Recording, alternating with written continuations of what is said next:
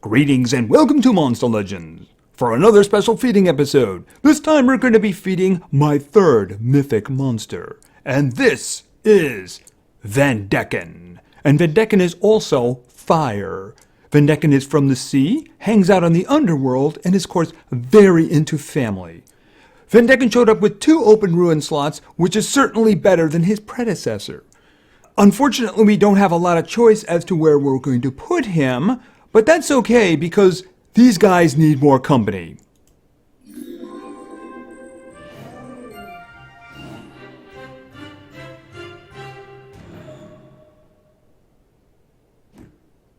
Well, that was spooky. Okay, so where is he? He's someone we're going to rename. Alright, so this, of course, is Vandecken. He is a mythic. He is also fire, and he has an evolving trait. So let's check it out. At rank 0, he is immune to blindness. At rank 1, he gains sunburn immunity. At rank 3, he is also going to give cooldowns immunity. Is that going to be for himself? That's probably just for himself. He's very selfish that way. Let's look at his stats. Now we're going to compare him with other mythics. We're not going to compare him with legendaries because that wouldn't be fair to the legendaries now, would it? His strength is okay. His life is alright for a mythic. His speed is pretty good. It's not the fastest of the mythics, but definitely good. It's important to remember that he is denial, so speed is going to be a big deal for him. Alright, let's check out his initial skills. And given our previous individuals, these are not throwaways, so this is the first time I'm seeing them. Cruel and hot. Deals moderate fire damage to one enemy, applies burn to one enemy, and wild and strong. Deals heavy dark damage to one enemy, applies nightmares to one enemy. Alright, you might be able to make a good skill out of those if you merge them together. This one's got a 0 stamina cost, but it does have a 1 round cooldown, and it gives nightmares. But this one is fire damage, gives burn, has a 0 cooldown, but of course a stamina cost. It is a low stamina cost though for the mythics because generally they're kind of heavy in the stamina usage, but then again they get extra stamina. And then of course that special skill, Enslaved Pirate. Deals moderate special damage to all enemies, remove positive status effects from all enemies, applies possession and ignite to all enemies. Alright, that's not so bad. Lots of good stuff going on there. For his side, not for theirs. Vandecken was a famous pirate who ruled the seas between 1720 and 1799. His daughter, Commander Alvid, was also a pirate. In 2020, to honor her father's memory, Alvid went on a treasure hunt to the end of the rainbow, but instead of a pot of gold, she found mythic ember. When she touched it, it transformed into Vandecken. The king of the seas is back. Daddy's home. Okay, well, Daddy's home, and he's going to be causing some trouble. And he's not going to be able to do that unless we feed him. So let's start working on that to get him to his final form at level 4. There he is. Daddy's home, and he's floating around. What could go wrong with that? All right, so let's get to the skills. I think they start at 7. Smoked Anton. Deals heavy fire damage to one enemy, applies burn and nightmares to one enemy. Well, that sounds pretty good. I guess we're taking it for now, though, right? Alright, so let's continue to level 10. Alvid's Fire. Deals moderate fire damage to one enemy, applies major damage reduction to one enemy. Alright, so can we do some more? Spread that around a little, right? One enemy, that's not good enough. Alright, so let's continue. Does this take us to 20? I think it does, right? Yeah, it's going to take us to 20. And level 20. Find the treasure. Applies total damage reduction to one enemy. That's kind of useful. I guess we'll just... Ooh, do you want to take these guys out? I'm going to put it here for now. I think there's a higher probability that I would keep that one.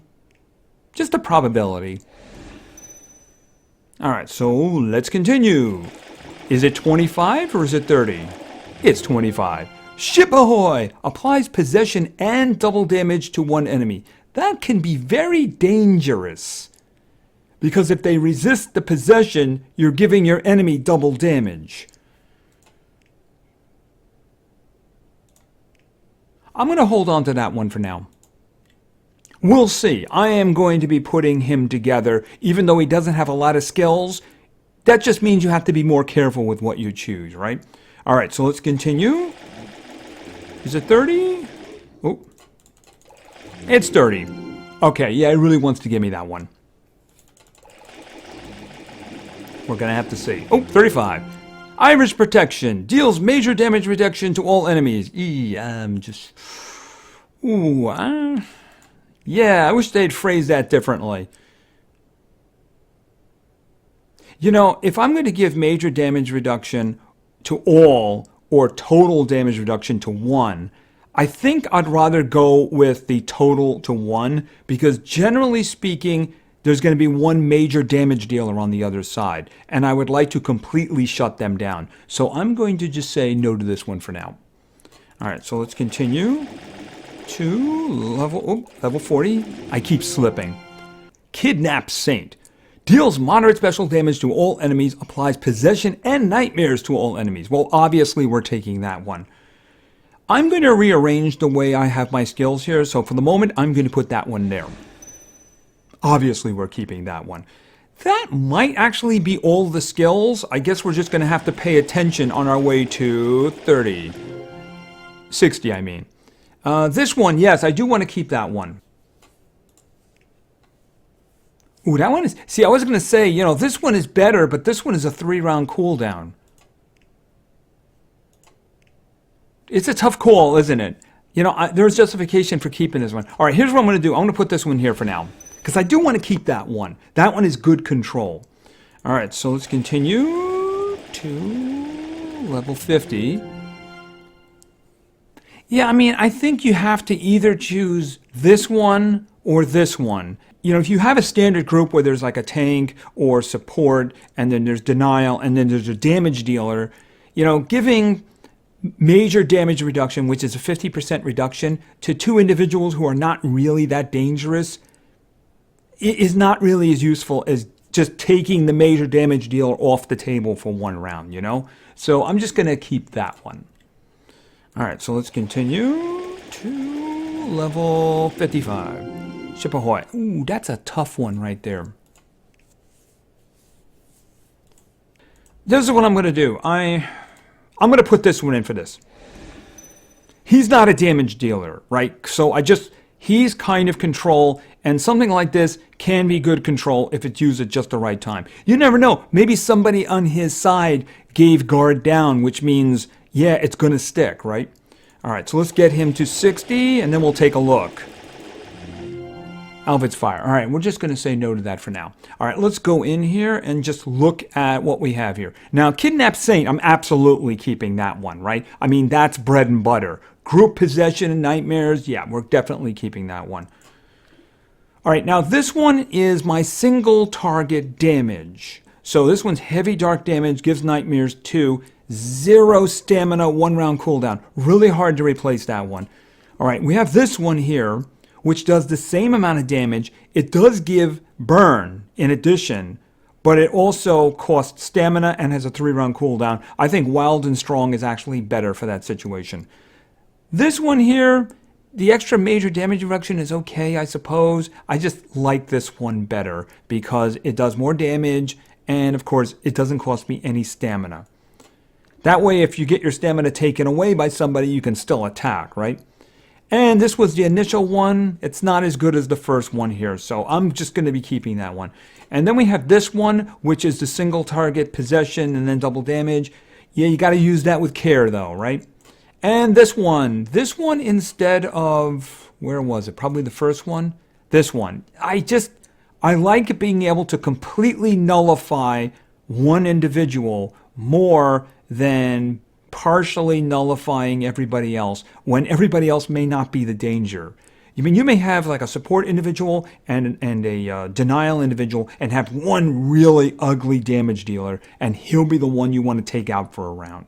So, yeah, I mean, that's what I want to do. That's just the way I'm going to play him. Okay, so let's check out his skills at 60. All right, once again, we're comparing him to other mythics, right?